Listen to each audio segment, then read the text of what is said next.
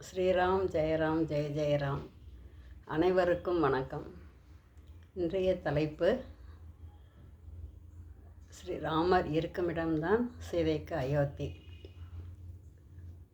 சுமித்திரை சொல்கிறார், லக்ஷ்மணனை அழைத்து, யாரோ வரம் கேட்கிறார், யாரோ கானகம் செல்கிறார், நீ எதற்காக பின் செல்ல வேண்டும் என்று கேட்கவில்லையாம்.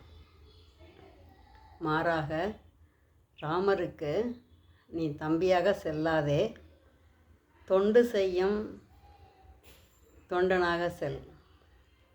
ராமரும் சீதையும் காட்டிலிருந்து நாட்டிற்கு திரும்ப வந்தால் நீனும் திரும்ப வா.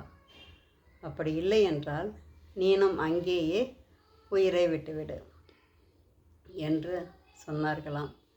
இதைத்தான் கம்பர் சொல்கிறார், சுமித்திரை அறத்தின் பிற உருவம் என்கிறார்.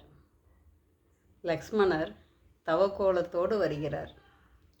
ஸ்ரீராமர் பார்க்கிறார், கைகேயி கானகம் செல்ல சொன்னது நம்மை சொன்னார்களா அல்லது தம்பி லக்ஷ்மணனை சொன்னார்களா என்று சந்தேகம் வந்ததாம்.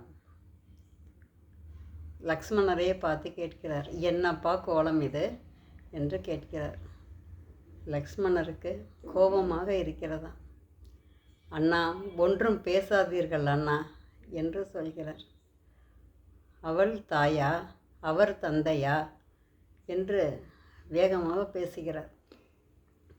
ராமர் கேட்கிறார், தம்பி கோபப்படாதே, வரம் கேட்ட தாய் மீதும் குற்றமில்லை, வரம் கொடுத்த தந்தை மீதும் குற்றமில்லை, தம்பி பரதன் மீதும் குற்றமில்லை, வேறு யார் மேல் அண்ணா குற்றம் என்று லக்ஷ்மணர் கேட்கிறார். ஸ்ரீராமர் சொல்கிறார், நீ இப்பொழுது கோபப்படுவதும் விதியின் குற்றமே அப்படி என்று சொல்கிறார்.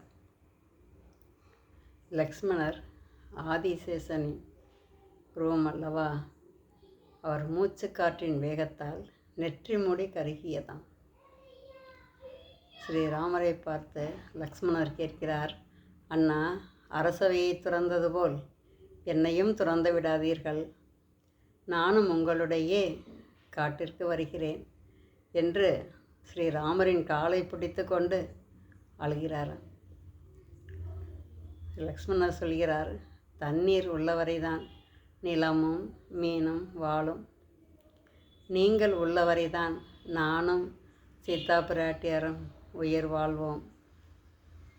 தாங்கள் இல்லை என்றால் எங்களை யார் காக்க உள்ளார்கள் என்று கேட்கிறார்.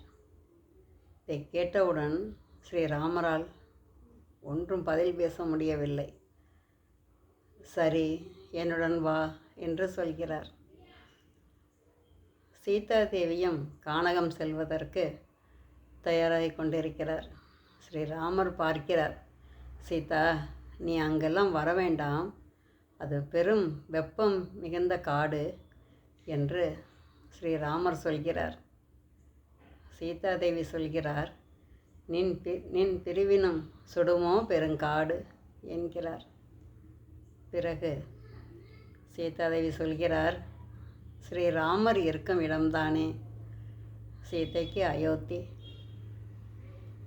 என்று சொன்னவுடன் ஸ்ரீராமரால் பதிலேதும் சொல்ல முடியவில்லை. சரி என்று சீதாதேவியும் அழைத்து கொண்டு கானகம் புறப்பட தயாராக இருக்கிறார் ஸ்ரீராமபிரான். நன்றி, வணக்கம்.